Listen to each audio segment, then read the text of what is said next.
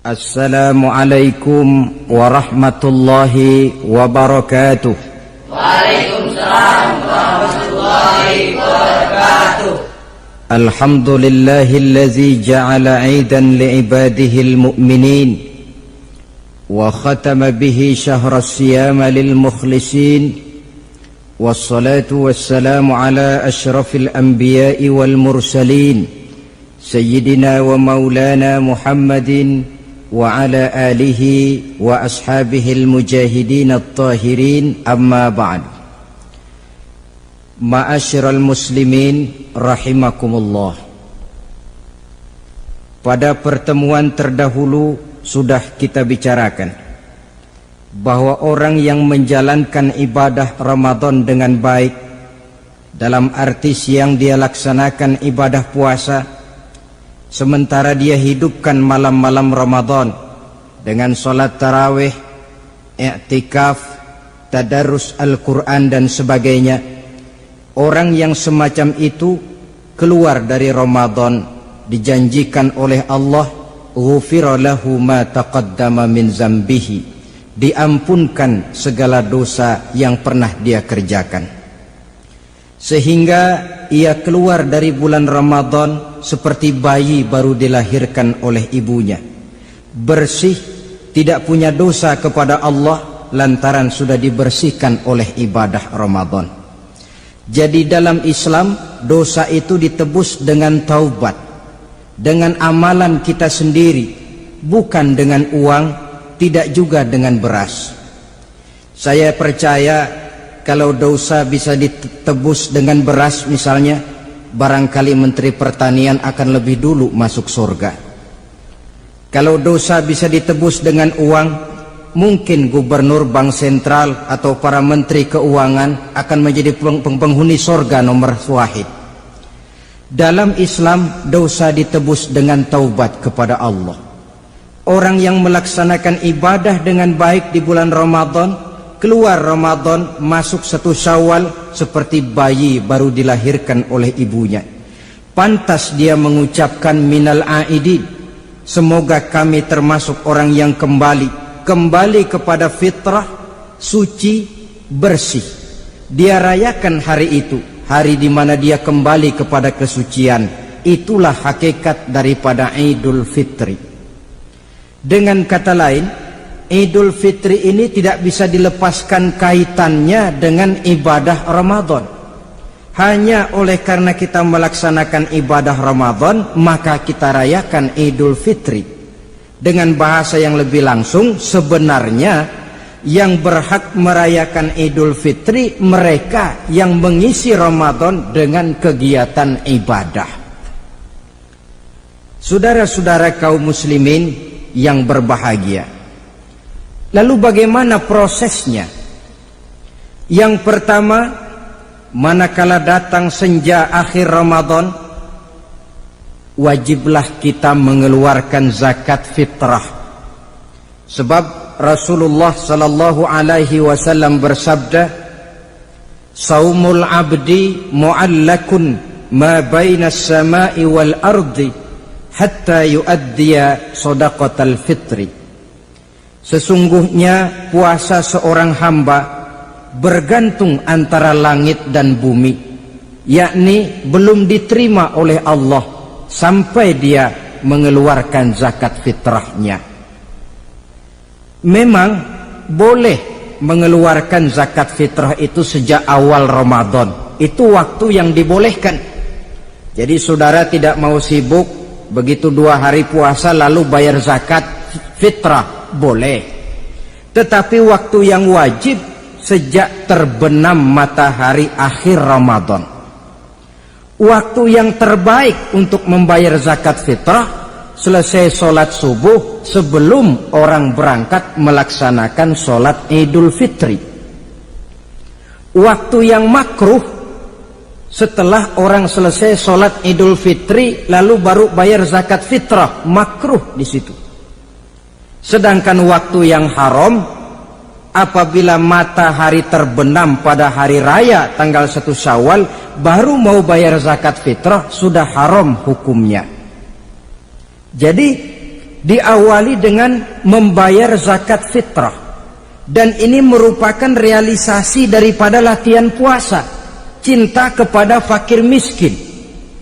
Orang bilang kan bulan Ramadan itu katanya bulan latihan, kata orang Jawa month of training, bulan latihan.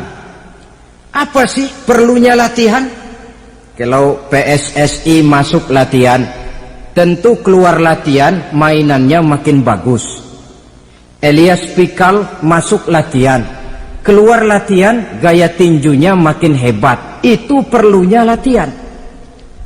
Kalau latihan tiap hari tapi main kalah terus, orang kan bilang buat apa latihan kalau main kalah terus. Kita muslimin selama Ramadan sebulan penuh masuk latihan.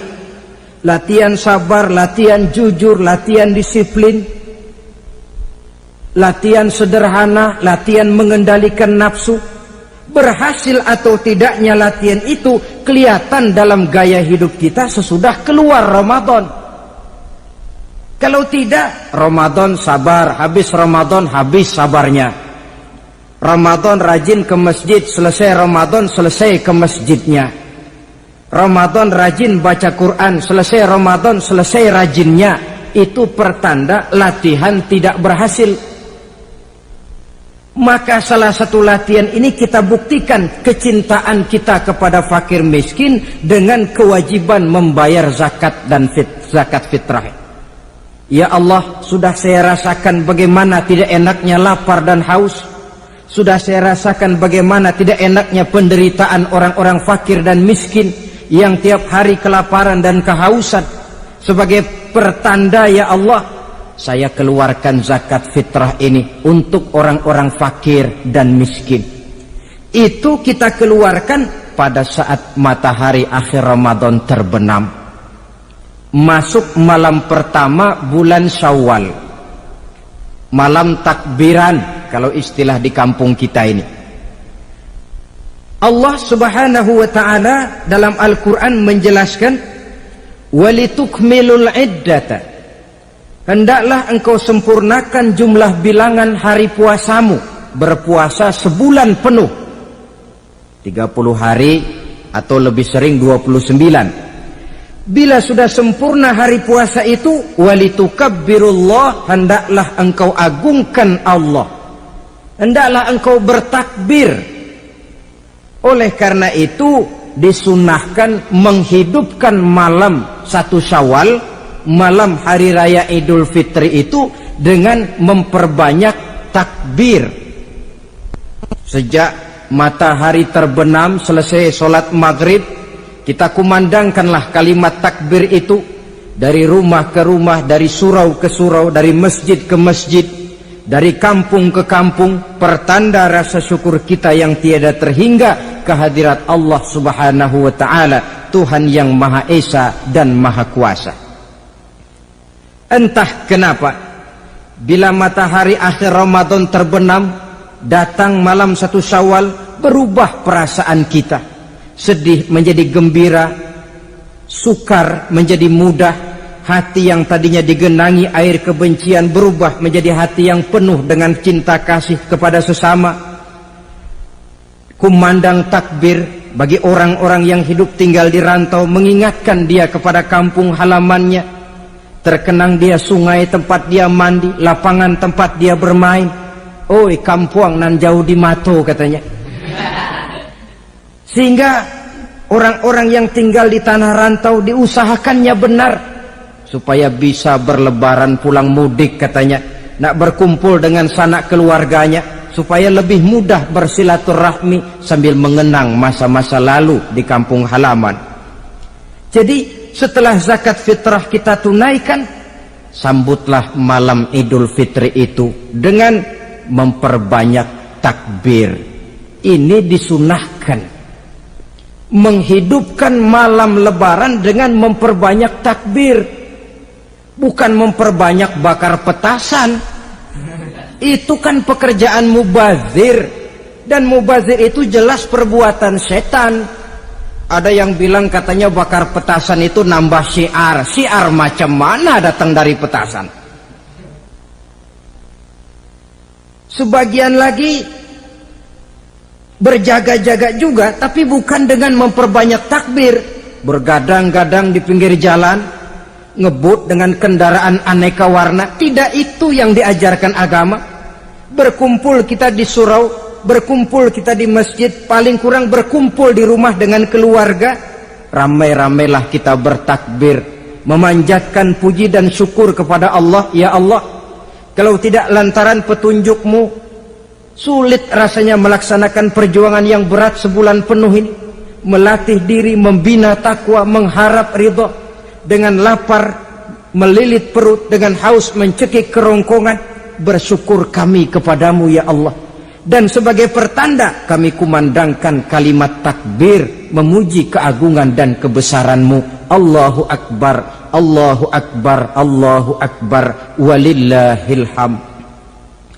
Saudara-saudara kaum muslimin rahimakumullah, di dalam satu hadis dari Ubadah bin Samit diriwayatkan oleh Imam Tabrani, bersabda Rasulullah sallallahu alaihi wasallam, "Man ahya lailatal fitri lam yamut qalbuhu yauma tamutul qulubi."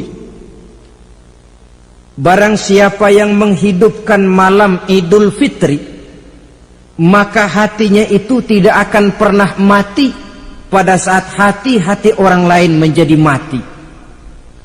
Kita yang paling khawatir dalam hidup ini, pada saat hati kita sudah mati, selagi jasad masih hidup, menjadilah kita bangkai berjalan dalam pandangan Allah. Badan hidup tapi hati mati, bangkai berjalan dalam pandangan Allah. Jadi ini hakikat merayakan Idul Fitri. Puasa Ramadan sebulan penuh, malamnya ibadah, menunaikan zakat fitrah, lalu malamnya menghidupkan malam dengan takbiran. Yang terjadi kan kita lihat adat yang dibesarkan, ibadat ditinggal. Puasa tidak, taraweh apalagi, lebaran kurang seminggu sudah lebih sibuk dia daripada yang puasa. Ke pasar kayaknya pasar mau dibeli semua, rumah pun dicat, dikapur, baju diperbarui. Itu kan kulit. Memang lebih bagus kalau kulitnya baik, isinya pun baik, tapi yang lebih penting daripada sekedar kulit adalah isi. Hakikat merayakan Idul Fitri kembali kepada kesucian. Kita bersih, tidak punya dosa kepada Allah, itu kita rayakan. Dengan apa? Nah, oleh seorang ulama, Al-Imam Zakiyuddin Abdul Azim bin Abdul Quwa Al-Munziri, diberikan contoh bagaimana Rasulullah sallallahu alaihi wasallam itu merayakan Idul Fitri. Beliau berkata, yuhibbu sallallahu alaihi wasallam ayyuqabilal 'ida bil bisri was surur. Rasulullah sallallahu alaihi wasallam cinta, senang menyambut Idul Fitri bil bisri was surur, dengan muka gembira dan dengan sikap sukacita. Jadi merayakan Idul Fitri bil bisri was surur, muka menunjukkan kegembiraan. Kenapa gembira? Sudah berhasil berjuang sebulan penuh. Bukan gembira lantaran di rumah banyak dodol, kue, pakaian serba baru, sepatu pun serba baru. Bukan itu yang kita gembira. Gembira lantaran telah berhasil berjuang mengalahkan nafsu, memenuhi perintah Allah, melaksanakan puasa. Gembira lantaran kita kembali suci seperti bayi baru dilahirkan oleh ibunya. Bil bisri, muka menunjukkan kegembiraan, cerah di malam itu sampai di hari lebarannya. Jadi walaupun barangkali oleh karena kesulitan ekonomi tidak terbeli itu baju yang baru, tidak terbeli itu sepatu yang baru, tidak terbeli itu makanan dan kue seperti tetangga, jangan sampai mengurangi kegembiraan kita. Tidak boleh menyambut lebaran itu dengan manyun. Tahu manyun? Tahu. Mukanya sudah macam asam sama kukusan. Tidak ada menunjukkan sikap kegembiraan. Nabi menghadapi hari itu bil bishri was surur, dengan muka cerah dan dengan sikap gembira. Tapi gembira dalam arti tetap pada jalur kontrol. Lalu apa lagi? Wa taubatu lillahi ta'ala, dengan tetap melaksanakan taubat kepada Allah. Wan nadam 'alal khataya, menyesal terhadap segala kesalahan yang pernah dikerjakan. Itu yang dilakukan baginda Nabi di hari raya. Wa masalihatil khusum, memperbaiki orang-orang yang bermusuhan. Wal akhzi binasiril mazlum, menolong orang-orang yang teraniaya. Wasillatil arham, melaksanakan silaturahmi. Wal ihsan ilal fuqara, berbuat kebaikan kepada kaum fakir miskin. Wa ziyaratil aqarib, menziarahi, mengunjungi kaum kerabat. Itu hakikat di dalam melaksanakan Idul Fitri. Jadi jangan terbalik, sudah merasa baju baru, ini kan lebaran, merdeka. Kalau kemarin Ramadan kita dikekang, tidak boleh begini, tidak boleh begitu, sekarang sudah keluar Ramadan, merdeka.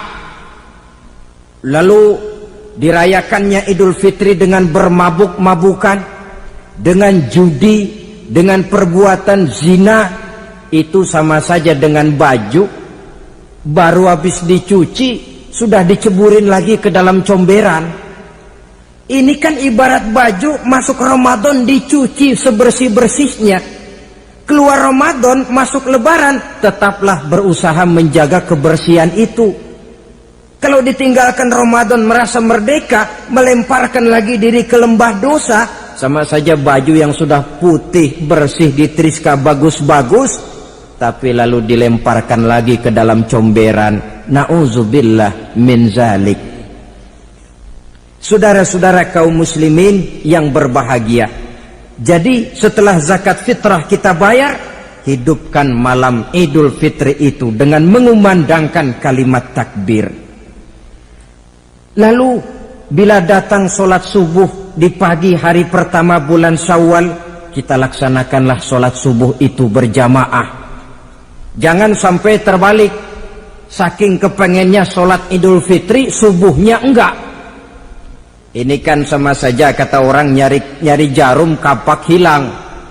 Tak membela yang sunnah, yang wajib disia-siakan. Sholat Idul Fitri itu sunnah saja hukumnya, sholat subuh wajib. Masakan yang wajib kita tinggalkan, lalu yang sunnah kita kejar-kejar? Terbalik tentunya. Lalu manakala usai kita sholat subuh masih mengumandangkan takbir, bersiap-siaplah kita untuk berangkat menunaikan sholat Idul Fitri 2 rakaat, lalu diiringi dengan khutbah hari raya Idul Fitri, 2 khutbah seperti khutbah Jumat itu, khutbah pertama dan khutbah kedua. Kalau selesai melaksanakan sholat Idul Fitri, maka kembalilah kita ke rumah dengan suasana gembira. Untuk apa? Untuk berhalal bihalal, istilahnya untuk berlebaran, saling meminta maaf. Kenapa? Dengan ibadah Ramadan dosa kita kepada Allah insya Allah bersih. Tapi kan kita tidak cuma berbuat dosa kepada Allah, kita juga berbuat salah kepada sesama manusia. Dosa kepada Allah, taubat langsung kepadanya, sonder pakai calo. Tidak bisa saudara bikin dosa kepada Allah, datang ke rumah saya, Pak inilah saya kasih uang, tolong mintakan taubat saya kepada Allah. Ya tidak bisa. Dosa kepada Allah langsung bertaubat kepadanya. Tapi dosa kepada sesama manusia, Allah belum akan memberikan ampun kalau kita belum minta maaf kepada yang bersangkutan. Ini sulitnya. Kalau saudara dosa meninggalkan sholat, taubat kepada Allah. Tapi kalau dosa kepada sesama manusia, saudara mencuri sendal orang, cara taubatnya bagaimana? Pertama menyesal kenapa mencuri, yang kedua berjanji tidak akan mencuri lagi, yang ketiga meninggalkan perbuatan mencuri, dan yang keempat sendal orang pulangin. Tidak bisa saudara mencuri sendal, Tuhan taubat, nggak lagi-lagi nyolong sendal, tapi sendal orang dibekap terus. nggak dipulang-pulangin, ya tidak termasuk taubat itu. Itulah sebabnya selesai sholat Idul Fitri, kita pun meminta maaf. Nah, siapa yang harus lebih utama kita mintakan maaf? Satu riwayat menjelaskan bahwa selesai sholat Idul Fitri, para sahabat mendengar Rasul mengucapkan amin sampai 3 kali. Amin, amin, amin. Heran para sahabat, ini Rasulullah tidak ada angin, tidak ada hujan, kenapa amin sampai 3 kali? Mereka pun bertanya, ya Rasul, tadi amin sampai 3 kali kenapa? Kalian tidak tahu? Tidak tahu ya Rasul. Begini, tadi itu selesai sholat, turun malaikat Jibril kepada saya. Beliau berkata, ya Muhammad, saya hendak berdoa kepada Allah, maukah kau mengaminkan? Silahkan Jibril, berdoalah, saya akan mengaminkan. Rasul berdoa, Nabi mengaminkan. Doanya berisi 3 macam permohonan, maka Rasul pun 3 kali mengucapkan amin. Logikanya, kalau sudah malaikat Jibril yang berdoa, lalu Rasul yang mengaminkan, apa iya doanya itu meleset? Apa isi doa malaikat Jibril? Yang pertama doa beliau, ya Allah, hari ini 1 Syawal ketika itu, saya mohon kepadamu, janganlah engkau terima puasa dan ibadahnya anak yang durhaka kepada kedua orang tuanya. Rasul di belakang, amin. Anak yang durhaka kepada ibu bapaknya. Ya Ramadan dia puasa di siang hari, malam dia taraweh, dia tadarus Al-Quran.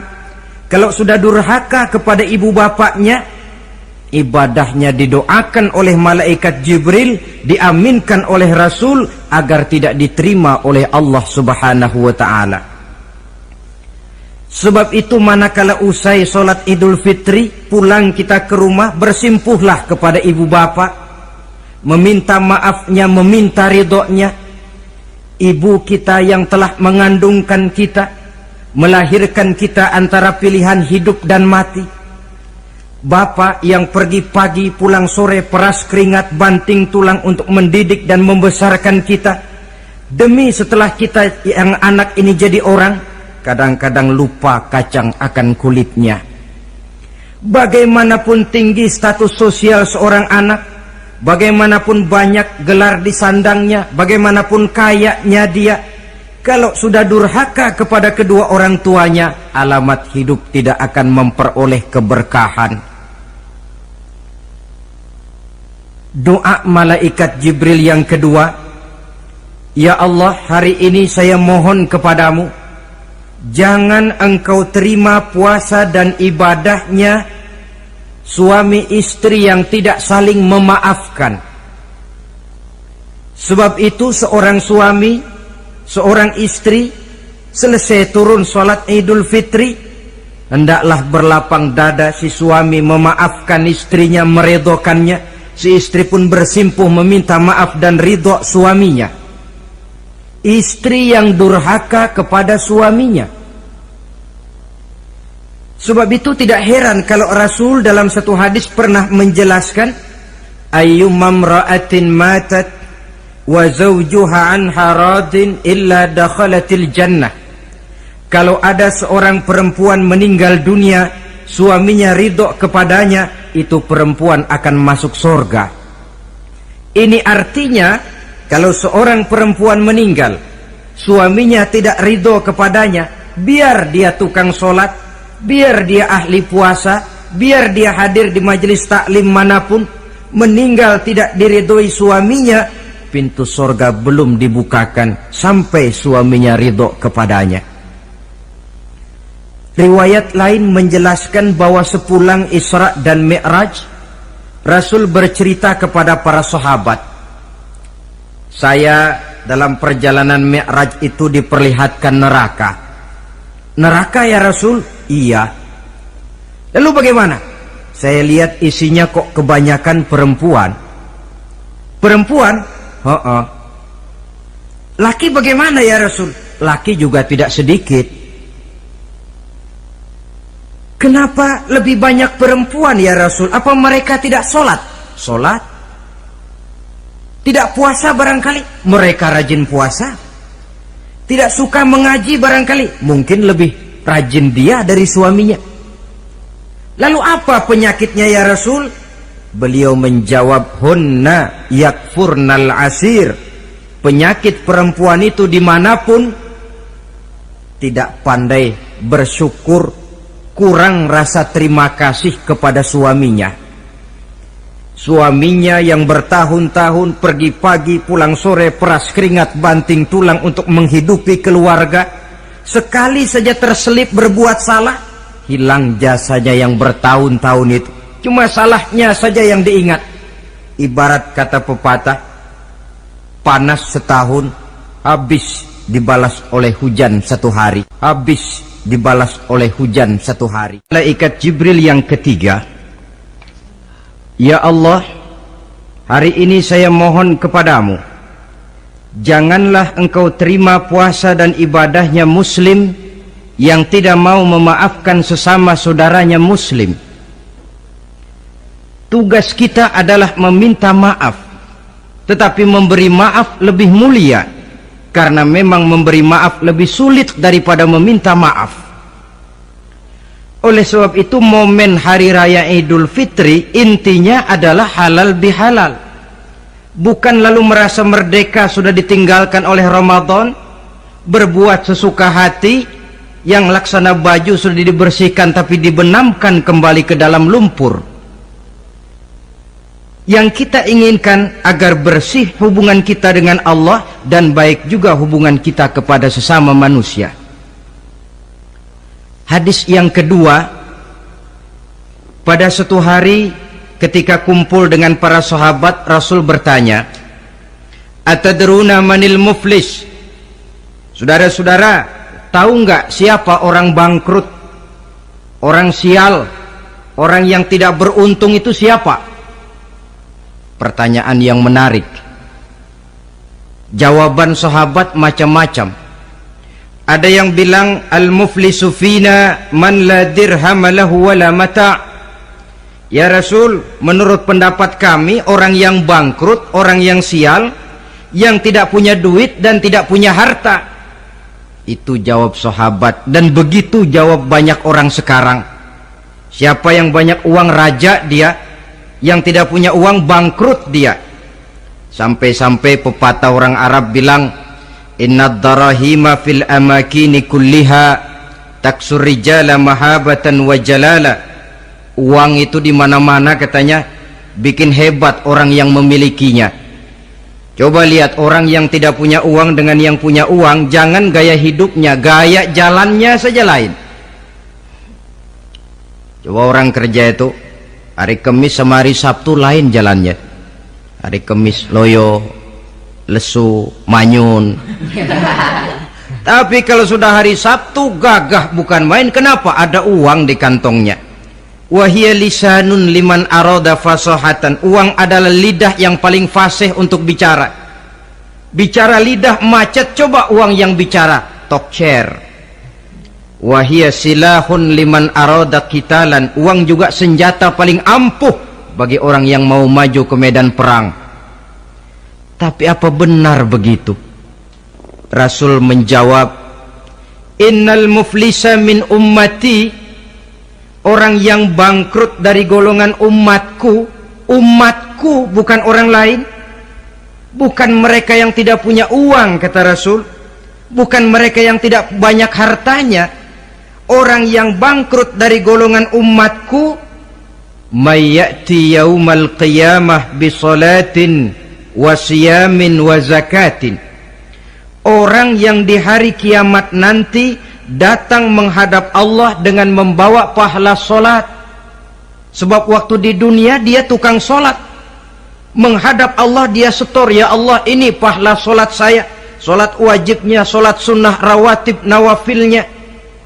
Wasiyamin, pahala puasa juga dia bawa setor kepada Allah, baik puasa wajib Ramadan, puasa sunnah Senin Kemis, puasa sunnah 6 hari di bulan Syawal. wa zakatin, pahala zakatnya juga dia bawa menghadap Allah di satu pihak. Cuma sayang kata Allah, wa ya'ti qad syatama haza, dia juga datang membawa dosa karena pernah mencaci maki orang, wa qazafa haza, pernah memfitnah orang, wa akala mala haza, pernah memakan harta orang dengan cara yang batil, wa syafaka dama haza, mengalirkan darah orang tanpa alasan yang benar. Di satu pihak datang membawa pahala ibadah, di lain pihak datang menyandang dosa kepada manusia. Kalau ini yang terjadi, bagaimana nasib kita? Kata baginda Rasul, maka diambillah dosa orang yang pernah kita fitnah. Untuk apa? Diberikan kita. Sudah enak-enak, ya Allah ini pahala solat saya. Tahu-tahu datang orang, sebentar ya Allah, orang ini waktu di dunia memang ahli solat, tapi saya tanpa salah pernah difitnah. Sakit hati saya, hancur nama baik saya lantaran ulahnya. Saya menuntut keadilan. Benar orang ini pernah kau fitnah? Benar ya Allah. Kalau begitu pahala solatmu sini, kasihin orang yang kau fitnah.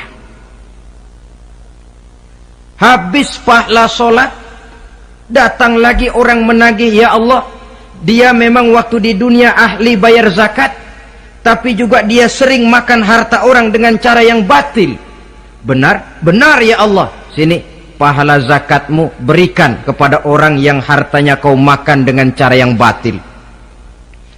Fa in faniyat hasanatuhu qabla ayyuqda ma alaihi, kalau pahala kebaikannya sudah habis untuk nutup hutang dosa, sementara tagihan datang terus, ukhiza min khatayahum, maka diambillah dosa orang-orang yang pernah kita fitnah, kita caci maki, kita zolimi, untuk diberikan kepada kita. Apa enggak bangkrut ini? Sudah pahala dipretelin, dosa dikasih lagi. Ibarat orang dagang, modal habis, tagihan utang datang terus. Apa pasalnya ini? Dia cuma baik kepada Allah, solatnya betul, puasanya bagus, zakat dia bayar, tapi kepada sesama manusia dia tukang fitnah, tukang mencaci maki, ahli makan harta orang dengan cara yang batil. Bangkrut nasibnya di akhirat nanti. Maka keliru kalau momen Idul Fitri itu dimanfaatkan untuk sesuatu yang merusak arti kesucian, merusak arti fitrah.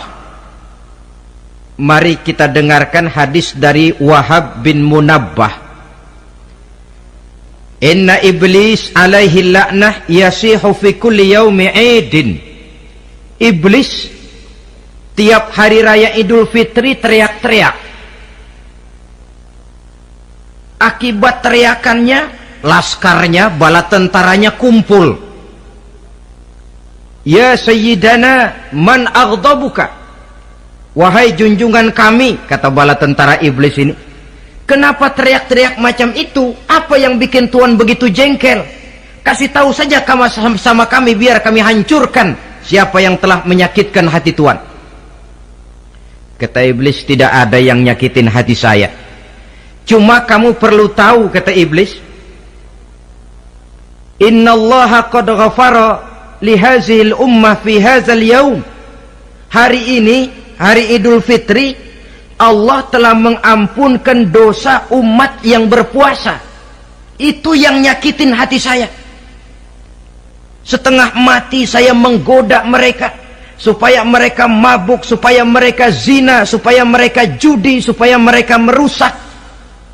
Mereka puasa di bulan Ramadan, hari ini Allah ampunkan dosa mereka. Apa enggak sakit hati saya? Lalu apa tugas kami Tuhan? Kata tentara iblis ini, fa'alaikum an tusghiluhum bil lazat wa syahawat wa syurbil khamr.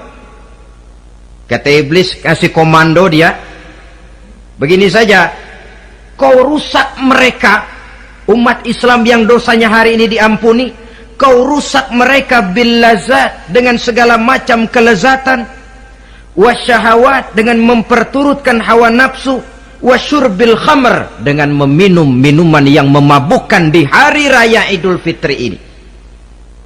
Jadi kalau mereka datang bermaaf-maafan, Allah sudah mengampuni dosa mereka. Tolong kau rusak suasana itu, tanamkan kepada mereka supaya menikmati hari ini dengan segala macam kelezatan, memperturutkan hawa nafsunya, meminum minuman keras, hanyut di meja judi, sehingga melupakan arti hakikat Idul Fitri yang sebenarnya.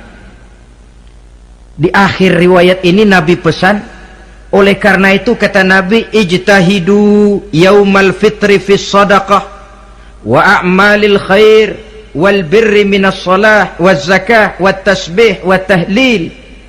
Oleh sebab itu kata Nabi, hati-hatilah kamu, sungguh-sungguhlah kamu pada hari Idul Fitri ini melaksanakan segala macam kebajikan seperti sedekah, perbuatan baik, salat, zakat, mengucapkan tasbih, tahlil, karena hari ini Allah telah mengampunkan dosa kamu. Jadi jangan dinodai hari yang bersih itu dengan perbuatan-perbuatan yang tercela. Inilah kelirunya kalau adat lebih dibesarkan daripada ibadat. Kalau menyambut Idul Fitri itu yang lebih diutamakan baju barunya, pakaian serba barunya, rumah serba bersihnya, lalu fasilitas serba adanya, lupa kepada intinya, manusia akan mudah terjerumus menodai hari yang suci dengan perbuatan yang kotor. Saudara-saudara, ma'asyiral muslimin rahimakumullah. Karena itu Rasulullah sallallahu alaihi wasallam pernah menjelaskan apa hakikat hari raya sebenarnya. Beliau berkata, lil mu'mini khamsatu a'yad. Orang beriman mempunyai 5 hari raya.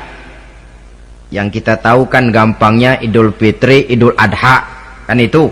Ya. Rasul berkata, orang beriman sebenarnya mempunyai 5 hari raya. Hari raya yang dia rayakan dengan kegembiraan. Kapan saja itu? Pertama, kullu yaumin yamurru 'alal mu'min wa la yuktabu 'alaihi zanbun. Setiap hari yang dilalui oleh seorang mukmin tanpa Allah menulis dosanya, itulah hari raya baginya.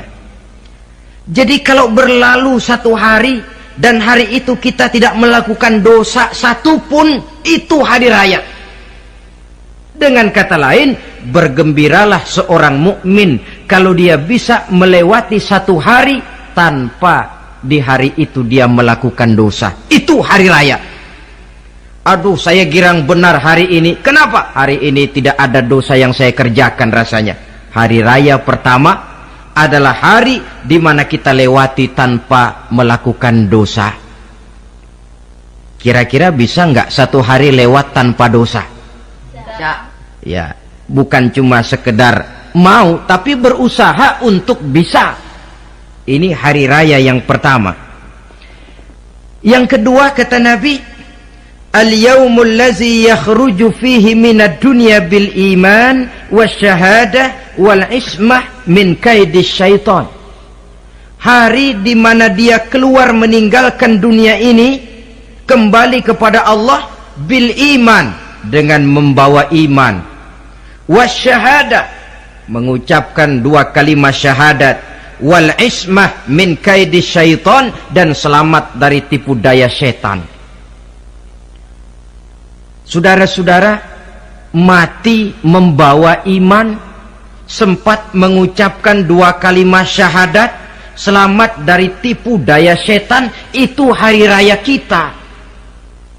Sebab apa? Yang paling kita khawatir kalau sudah meninggalkan dunia tanpa membawa iman, tidak sempat mengucapkan 2 kalimat syahadat. Nah, supaya kita mati bisa mengucapkan 2 kalimat syahadat, caranya bagaimana? Ya tergantung latihan dan kebiasaan. Orang kepengen kaya mesti latihan kaya. Orang kepengen bisa nyanyi mesti latihan nyanyi. orang yang dalam hidupnya sering mengucapkan 2 kalimat syahadat, insya Allah di akhir hayatnya pun kalimat itu yang akan diucapkannya. Makanya kalau Allah pesan, la tamutunna illa wa antum muslimun, jangan kamu mati kecuali dalam Islam. Bagaimana supaya kita mati dalam Islam? Hidup ini pun biasakan dalam Islam. Hanya mereka yang membiasakan hidup secara Islam, insya Allah bisa mati dalam lingkungan Islam. Ini hari raya yang kedua. Yang ketiga, al-yaumul lazi yujawizu fihi sirat wa ya'manu min ahwalil qiyamah. Hari di mana dia lewat di atas sirat dan aman dari huru-hara hari kiamat. Lewat di atas sirat dengan selamat, itu hari raya yang membawa kegembiraan. Yang keempat, al-yaumul lazi yadkhulu fihil jannah wa ya'manu minal jahim. Hari di mana dia masuk ke dalam surga dan aman dari siksaan neraka. Hari raya terakhir, al-yaumul lazi yanzuru fihi ila rabbih. Hari di mana dia bertemu dengan Allah Tuhannya. Itu hari raya terbesar. Masuk surga itu enak, tapi bertemu Allah jauh lebih enak. Sama saja kita masuk istana negara itu nikmat, tapi bertemu presiden jauh lebih nikmat. Mungkin begitu masuk istana negara kita heran, kagum melihat lukisan, melihat dekorasi, tapi begitu bertemu dengan kepala negara, lupa kita dengan indahnya bangunan istana negara. Mungkin ketika masuk surga kita kagum, begitu luar biasa kenikmatannya. Ketika bertemu dengan Allah, hilang kenikmatan surga, tertutup oleh nikmatnya bertemu Allah. Ma'asyiral muslimin rahimakumullah. Nah, lalu ada satu tradisi di negara kita ini yang disebut acara halal bihalal. Di Arab ini tidak ada. Dan memang halal bihalal itu bahasa Arab yang di Arab sendiri tidak terpakai. Halalun bihalalin artinya saling halal menghalalkan. Maksudnya saling maaf memaafkan. Kemarin saudara tanpa salah saya pukul, haram. Kesempatan ini tolong dihalalkan, artinya tolong dimaafkan. Karena kita bertemu seorang-seorang sulit, datang dari rumah ke rumah pun memakan waktu. Biasanya pun orang mengadakan acara kumpul, entah itu organisasi, entah itu kantor, entah itu keluarga besar, kumpul dalam satu acara yang lazimnya mereka sebut dengan halal bihalal. Rangkaiannya tidak terpisahkan dari puasa Ramadan, Idul Fitri, dan halal bihalal. Artinya, karena kita melaksanakan puasa di bulan Ramadan, maka kita rayakan Idul Fitri. Di dalam merayakan Idul Fitri, kita laksanakan acara halal bihalal. Tidak terpisahkan.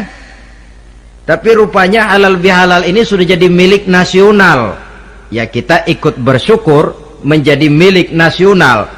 Tetapi yang paling merasakan nikmatnya tentu mereka yang mengikuti prosesnya sejak semula. Pelaksanaan ibadah puasa, melaksanakan zakat fitrah, menunaikan sholat Idul Fitri, sampai kepada berhalal bihalal. Kemudian satu hadis lagi, Rasulullah sallallahu alaihi wasallam bersabda, isnani la yanzurullahu ilaihima yaumal qiyamah. Ada 2 golongan manusia yang di hari akhirat nanti tidak akan dipandang oleh Allah, tidak akan diopeni oleh Allah. Siapa mereka? Pertama qati'ur rahim, yang kedua jarus su'i, orang yang memutuskan silaturahmi, dan tetangga yang jahat dengan tetangganya. Sebagai uraian penutup, saya ingin mengajak kita semua untuk merenungi firman Allah dalam surah Al-A'la ayat 14 sampai dengan ayat 17. Qad aflaha man tazakka wa dzakara isma rabbih fasalla bal tu'thiruna al-hayata ad-dunya wal akhiratu khairu wa abqa. Qad aflaha man tazakka, sungguh telah beruntunglah orang-orang yang membersihkan dirinya. Ada yang mentafsirkan sungguh beruntung orang-orang yang telah menunaikan zakatnya. Sebab apa? Diri, jiwa ini kan bukan milik kita, milik Allah. Kita ini cuma hak pakai. Seperti saudara ini baju saya, saudara punya hak pakai. Kalau waktu saya ambil baju itu kotor, tentu marah saya sebagai pemiliknya. Tetapi ketika saya ambil baju itu memang bersih, terpelihara dengan baik, senang hati saya. Qad aflaha man tazakka, sungguh telah beruntung orang-orang yang membersihkan jiwanya. Dia puasa di bulan Ramadan, malamnya dia tarawih, zakat fitrah pun dia bayar. Wa dzakara isma rabbih, lalu dia menyebut nama Tuhannya dengan mengumandangkan takbir, bersahut-sahutan di malam hari raya Idul Fitri itu. Fasalla, lalu dia laksanakan solat Idul Fitri. Lalu apa? Bal tu'sirunal hayatad dunya, tapi mengapa kamu lebih memilih gemerlapnya dunia, melupakan inti, melupakan isi dengan mengambil kulit, merayakan Idul Fitri dengan lupa diri, lupa daratan, bermabuk-mabukan, tenggelam di meja judi, hanyut di lembah zina. Bal tu'sirunal hayatad dunya, kau utamakan megahnya dunia, kau kejar gemerlapnya dunia, kau lupa hakikat Idul Fitri itu. Wal akhiratu khairun wa abqa, padahal akhirat itu lebih baik dan lebih kekal bagi kamu. Dunia yang segala kemampuan yang ada kita kerahkan untuk mengejarnya merupakan kenikmatan yang kalau ketimbang kenikmatan akhirat, berapalah lamanya? Umur orang sekarang paling panjang 80 tahun, jarang yang sampai 100. Jadi kalau Nabi mengatakan ad-dunya sijnul mu'min wa jannatul kafir, dunia adalah penjara bagi orang mukmin dan surga bagi orang kafir, itu betul. Yang salah kadang-kadang hadis ini digunakan sebagai senjata untuk menghantam orang Islam menjadi lemah. Dunia penjara bagi orang mukmin. Apanya yang dipenjara? Nafsunya. Dalam kehidupan di dunia ini, seorang mukmin tidak bebas memperturutkan hawa nafsunya, dipenjara nafsunya. Wa jannatul kafir, tapi dunia ini surga bagi orang kafir. Tidak lagi merupakan penjara, dia bebas memperturutkan hawa nafsunya. Dilarang tidak terlarang, dicegah pun tidak tercegah. Kalau habislah dunia, habislah sudah surganya sampai di situ. Bila datang ajal, selesailah sudah kesenangannya sampai di situ. Saudara-saudara ma'asyiral muslimin rahimakumullah. Oleh karena itu, janganlah di dalam merayakan Idul Fitri ini kita mengutamakan kulit dengan melepaskan isinya. Hari raya fitrah, hari raya kesucian yang seharusnya dirayakan dalam suasana kesucian, jangan dinodai dengan perbuatan-perbuatan kotor yang akan mengundang dosa di dalam kehidupan kita. Sehingga 1 bulan latihan di dalam Ramadan ini mewarnai kehidupan kita 11 bulan berikutnya. Tanda bahwa latihan berhasil, keluar Ramadan gaya hidup kita makin baik. Ada kesinambungan. Jangan cuma Ramadan bisa sabar, selesai Ramadan selesai sabarnya. Ramadan rajin ke masjid, selesai Ramadan selesai rajinnya. Ramadan cinta kepada yatim piatu dan fakir miskin, selesai Ramadan malah kejam kepada yatim dan orang-orang miskin. Latihan tidak akan membawa hasil seperti yang diharapkan. Puncaknya tercapailah tujuan daripada pelaksanaan ibadah puasa, la'allakum tattaqun, agar dengan pelaksanaan ibadah puasa kamu menjadi manusia yang bertakwa kepada Allah. Bukankah di sini harga dan nilai daripada manusia? Jadi puasa dengan kemampuan mengendalikan diri, dengan kesederhanaan, dengan disiplin, dengan cinta kepada fakir miskin, seluruhnya bertujuan membentuk manusia yang bertakwa. Dan saya yakin bukan suatu kebetulan kalau di dalam GBHN, garis besar haluan negara kita, dirumuskan bahwa tujuan pendidikan di Indonesia membentuk manusia yang bertakwa kepada Tuhan yang Maha Esa. Saya yakin itu bukan kebetulan. Saya percaya itu bukan hasil lamunan, karena yang duduk di DPR, MPR orang bonafid semua.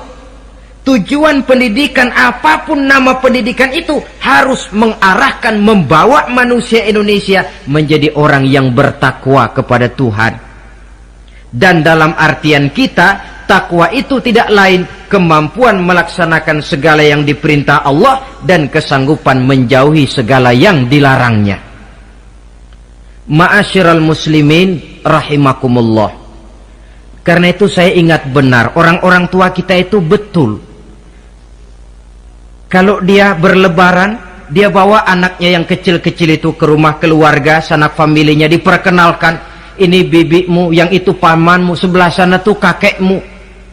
Apa yang kita ingat di waktu kecil akan tertanam sampai kita besar. Istilahnya tidak kehilangan obor. Tahu keluarga, kenal sanak famili. Yang terjadi zaman sekarang, kadang-kadang ipar dengan ipar berkelahi, keponakan dengan keponakan bermain hantam. Kenapa? Hilang obor, tidak ada yang memberikan penyuluhan bahwa dia masih keluargamu. Apa latar belakangnya? Kurangnya silaturahmi. Apalagi remaja sekarang kalau diajak pergi berlebaran, kuno keragunan saja ngelihat uak. Ya tidak ada salahnya toh, rekreasi persilakan. Keragunan kah, ke Taman Mini kah, ke Taman Impian Jaya Ancol kah. Tetapi silaturahmi ini utamakan. Kunjungi keluarga, kunjungi sanak famili, handai tolan. Sebab apabila silaturahmi ini sudah retak, pada akhirnya kita kehilangan obor. Manakala sudah kehilangan obor, boleh jadi kita tidak akan saling mengenal satu dengan lainnya. Bukankah adat hidup katanya tolong menolong? Bila kita merupakan satu keluarga besar, mungkin ada kelemahan di bidang pendidikan, yang lain maju di bidang ekonomi, saling membantu sehingga terwujud di mana yang satu menunjang kemajuan bagi yang lainnya.